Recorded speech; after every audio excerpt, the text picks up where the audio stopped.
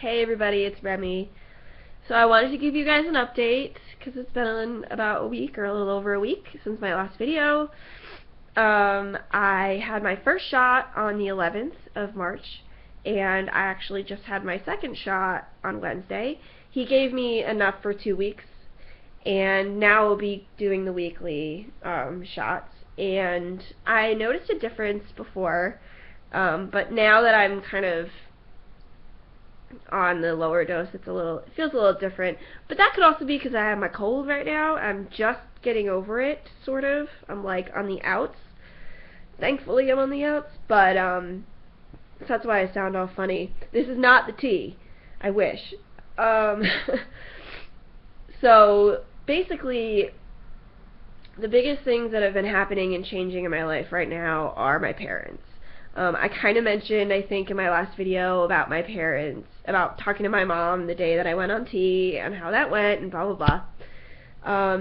She didn't say anything until Monday of that following Monday, and she wanted to have a conversation, sit down and have a conversation with me, my dad, all three of us, and that kind of scared me. So I thought about it and I said, no, I don't feel comfortable with that. So I didn't. And then I didn't get a response from her, and I was very surprised because she, because of how she usually responds to things, is she will drag things out for like a day.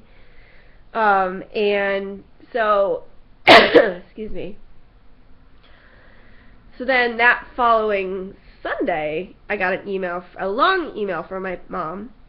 And basically, she was kind of just smacking me in the face, like verbally, about how much money she's helped me with, and how, me going to see these doctors is going to affect her bonus, and blah, blah, blah.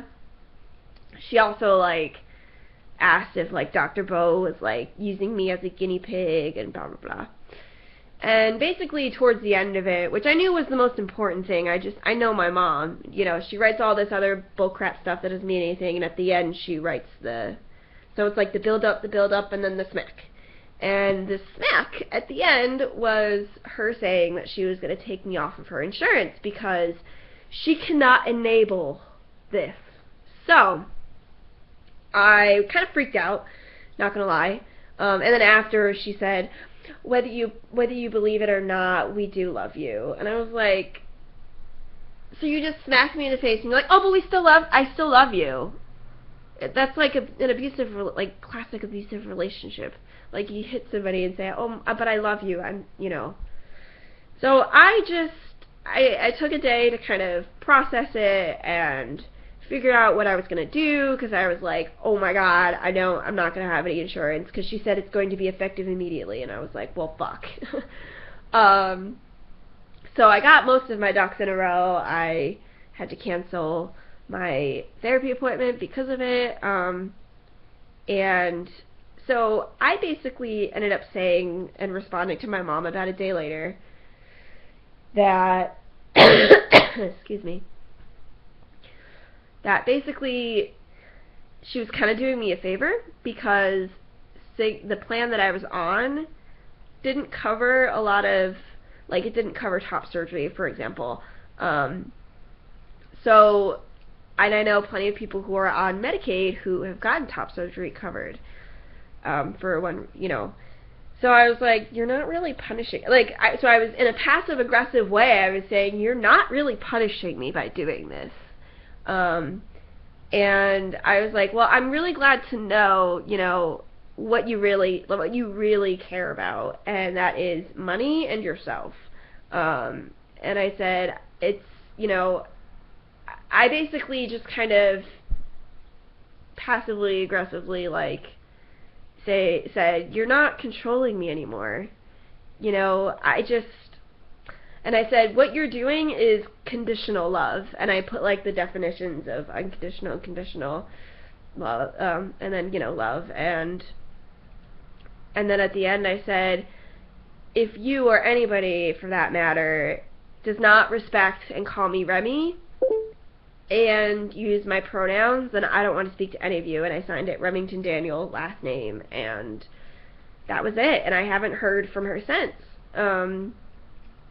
So I get a call from my doctor, my endocrinologist today, and I wasn't expecting that. And apparently he got a letter, a 4-page letter from my parents, and it was, I mean, he said the summary of it was basically that they didn't understand, that they named all these other phases that I've gone through, and at the end they said, you know, that we're taking her off our insurance. And he just wanted to address the insurance part because he was worried about that, you know.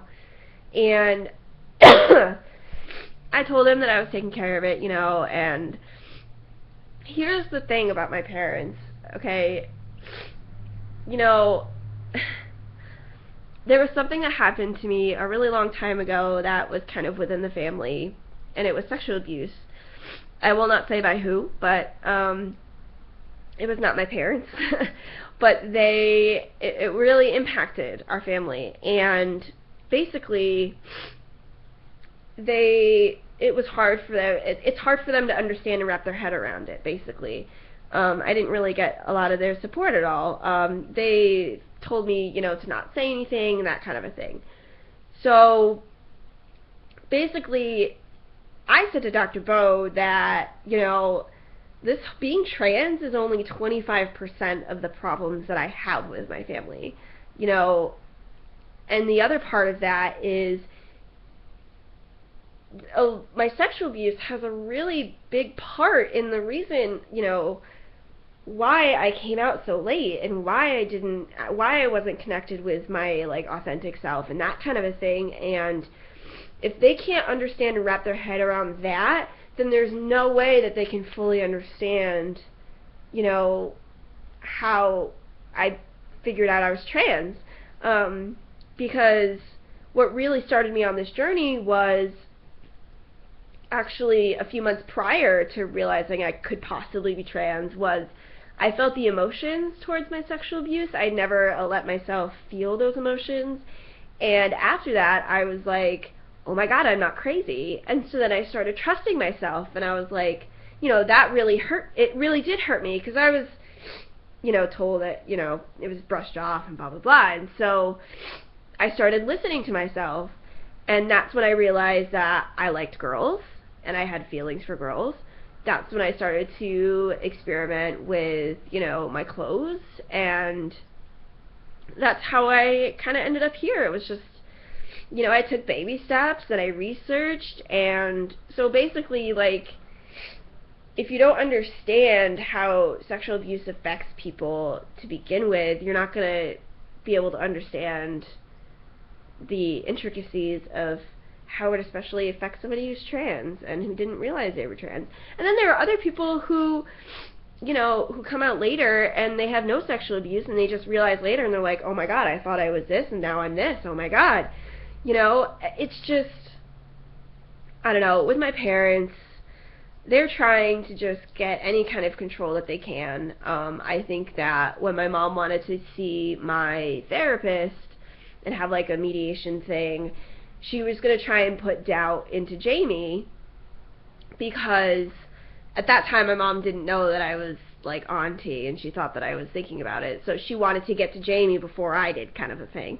And then with my doctor, you know, with the endocrinologist, I think, you know, they were trying to, again, you know, put doubt in him and, you know, make him feel guilty, whatever. And I'm like, you guys are just making yourselves look like fools, and ridiculous. So I'm just kind of, I'm at this point where I'm just like kind of, I have a wall with them. I'm not responding to any of their messages. I haven't gotten any since I sent the email, but, you know, if they were to send anything to me, you know, I'm not going to respond unless I really feel that it's truly genuine. And at this point, since it's only been a couple weeks, they're still very in their emotional mind right now, and I don't trust that it's going to be very emotionally safe for me. So I think it's going to take a really long time, and it's really hard because, you know, these are my parents, and they're supposed to be supportive, and they're supposed to be, you know, loving and understanding, and they're not, and they're trying to make it about them. And so I started to kind of, I've noticed I've kind of been going through this grieving process, you know, where I was really angry because I was sick. And on Tuesday, I started feeling worse, and I was like, I need to go to the doctor, and I was getting so angry. I was like, and I don't have insurance, and blah, blah, blah. And then I double-checked, and I was like, wait, I do. I need to get into the doctor now. So I was like, I went through the anger stage, and then now I'm kind of going through some of, like, the depression and, like, whatever. But so I'm kind of, like, going through all those stages. And I'm sure that they are too when it comes to the girl that they thought I was. And, you know, even with all of this, you know, I can empathize with how they feel. Not with their actions. I don't excuse their actions. But I understand that this is something really hard for them to wrap their head around, and this is something that's really hard for me to, it was hard for me to really, you know, it took me a long time and a lot of introspection, and because they weren't a part of that, you know, they can't really understand. They weren't there for all of that, so they don't understand where it's coming from. So I empathize with that. You know, at the same time, the way that they're going about things is just completely wrong and completely hurtful, and I just, you know, I don't know. I'm just so, I'm done. Like, I'm just so done. And I mean, maybe it'll take, you know, a year. I don't know. It might take more. I mean, I'm at this point where I'm not going to try and have any conversations with them about, you know, the sexual abuse that I went through, because if they want to have a conversation with me about, you know, me being trans, like, I'm going to have a conversation with them first about the sexual abuse. Like, they have to go through that and face that before they can face my, like, trans identity necessarily, to be able to understand it, if they want to try to. So I'm just kind of, there's a part of me that's just sitting and waiting by in case they ever do. If they don't, they don't. I'm like, that sounds weird that I'm sitting and waiting by, but I'm not like sitting here and putting my life on hold. You know, I'm just, that's what's going to happen if they try to have a conversation with me. You know, so I do have support though, and that's been the good thing through all of this, is that I'm glad that I built the support system that I did over these past 6 months or more, because now that this has all happened with my parents, I already have a really good established other family. So it's not like I'm like running and clinging to people to try and create one. I kind of already have one. So yeah, that's kind of the lesson for all of this for anybody who is thinking that they're trans and are worried about their family. Please create another family for yourself outside of your biological family. It makes a world of difference, and it's really, really important. You can't go through this alone. Well, I'm getting up to like 14 minutes, so I just wanted to kind of put that all out there, and I will keep you guys posted as to how things are going, and I will talk to you later. Bye, guys.